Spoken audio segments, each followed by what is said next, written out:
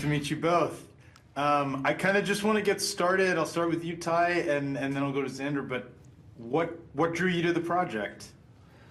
Well, as you know, I love being part of projects that make a difference, and this is one of those projects where I'm like, wow, they're really doing this. They're really doing a movie about homelessness, and then once you start to understand what they were doing and then see it's not just that, but when you part of the documentary and you see what's happening with this 1 to 2 mile long encampment, you realize these are real people that you're finally getting an inside look at, like what it's like to be homeless, to not have an address, to not have an identity, basically, and to have just no self-worth whatsoever. And you realize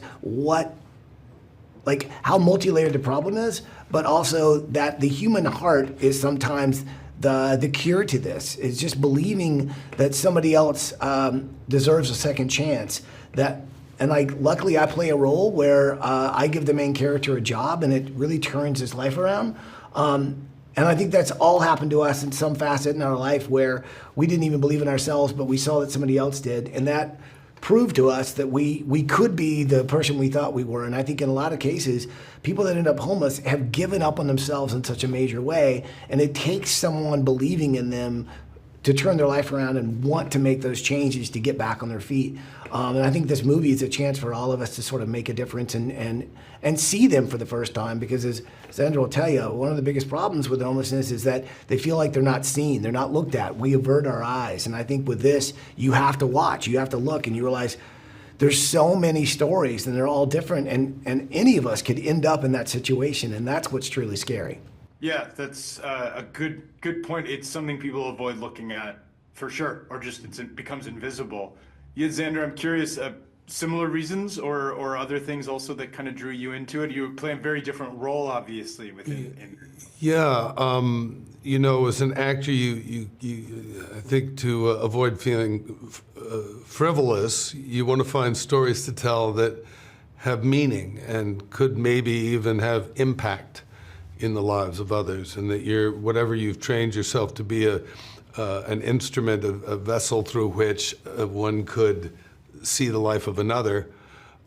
Same thing as a painter, and specifically having been a portraitist throughout my life, because I've always been interested in studying people, both as an actor and then drawing them when I've been traveling around the world on films. I always have a drawing pad. There's something about having people feel seen.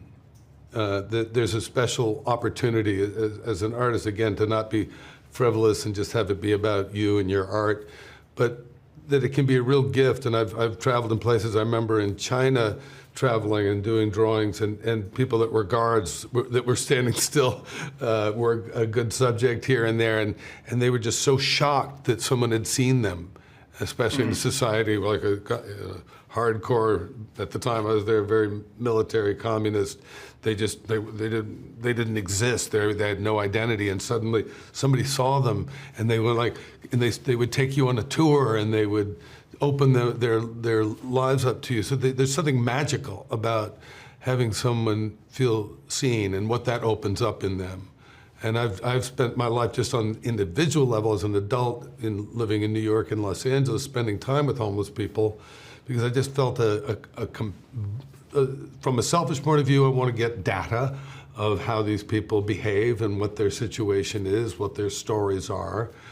But from a humanist point of view, I want to be able to have them feel seen and heard and know. And I've watched just how much they can feel so grateful and so suddenly renewing their hope that someone cared enough to give them something to eat and listen to their story. And like I've done drawings of homeless people and given that, and they start to cry. And so on an individual level, to know the power of that, and then be given the opportunity through a film, somebody like Robert Craig taking his own money and putting it out there on the line for a subject matter that not everybody thinks is commercial. Right. Let's face it, it's a risky undertaking. Yeah. But we really hope that people will at least just watch the movie, pay the ticket price, or NoJustTheMovie.com, get a ticket, because it just that little bit of the half of it's all going to be going to these organizations that have been determined to have success rates. Right. and people who've devoted their lives to helping people in this crisis get off the streets. Yeah, Ty, I want to quickly go to each of you on this. You've obviously been in different fields and done a lot of different things.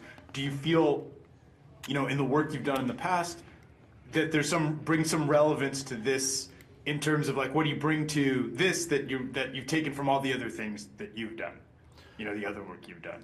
Well, it's interesting for me because, as you know, I'm the guy who, changes lives by, the moving of a bus and seeing what giving somebody a home looks like. But it's also more than that, in the sense that what we would do is we really turn the page in someone's life.